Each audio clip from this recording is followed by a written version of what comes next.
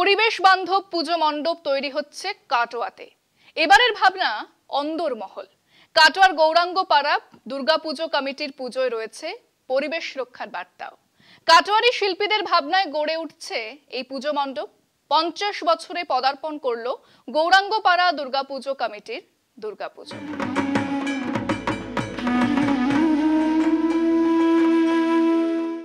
কলকাতা টিভির জেলার পুজো নিয়ে এই মুহূর্তে আমরা চলে এসেছি কাটোয়া গৌরাঙ্গপাড়ায়।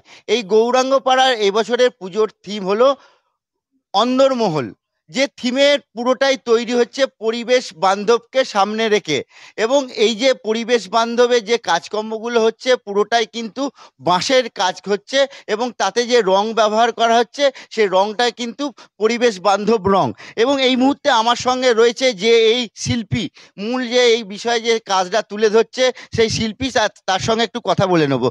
এটা মেনলি বলতে গেলে যে অন্দরমহল বলতে, অন্দরমহলে আমাদের মায়েদের যে সংসারের ভেতরে, বাড়ির ভেতরে যে জিনিসপত্রগুলো ইউজ, কুলো, তারপর আপনি মনে করুন অন্দরমহলে যে মায়েদের একটা মেয়ের জন্ম থেকে শুরু করে এইখানে যেটা ভেতরে ইন্টেরিয়ার হবে, আপনার জন্ম থেকে শুরু করে একটা করে পেন্টিং, সেটা জামিন ফর্মে আমরা ভেবেছি এখানে তুলে ধরবো। এবার সেই জিনিসগুলোকে দিয়েই একটা ফর্ম তৈরি করা হচ্ছে যেখানে আমাদের মায়েদের প্রাধান্যটা থাকুক সেখানে। 50 বছরে পা দিতে চলেছে এই গৌরাঙ্গপাড়ার পুজো কমিটির যে দুর্গা উৎসব, এবং তাদের এই থিম হচ্ছে পুরনো দিনের, অর্থাৎ আগেকার দিনে মানুষ মহিলার যে অন্দরমহলে থাকতো সেই অন্দরমহলকে সামনে রেখেই তাদের থিম। এবার আমি জেনে নেবো এই যে ক্লাবের যে প্রেসিডেন্ট আছে, প্রেসিডেন্টের কাছে, যে এই যে থিম, এই থিমে মোটামুটি কত টাকার আপনাদের বাজেট, এবং এই ভাবনাটা এলো কি করে? আমাদের বাজেট মোটামুটি ধরুন ওই 8 লাখ 8.5 লাখ টাকা মতো হবে। যেহেতু 50 বছর পূর্তি, সেই জন্য আমরা একটা নতুন ধরনের কিছু জিনিস শহরবাসীকে উপহার দিতে চাইছি।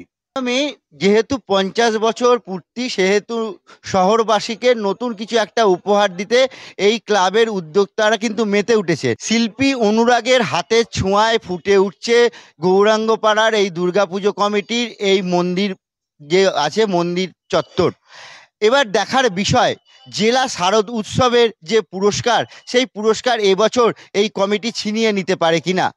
কাটোয়া থেকে চন্দন সেনগুপ্ত, কলকাতা টিভি।